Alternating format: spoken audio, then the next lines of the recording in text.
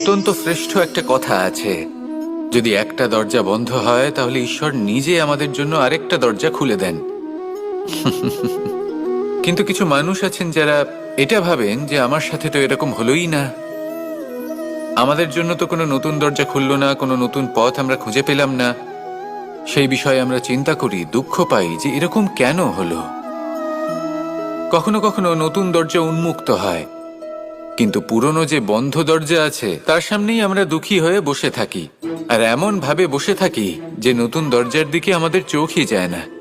কখনো কখনো ঈশ্বর জেনে শুনেই আমাদের জন্য নতুন দরজা, নতুন পথ উন্মুক্ত করেন না, কারণ তিনি চান যে আমরা যেন পরিশ্রম করি, কর্ম করি, নিজেকে আরো বেশি শ্রেষ্ঠ করে তুলি, সক্ষম হই, আর নিজের পথ আমরা নিজেই খুঁজে নিই।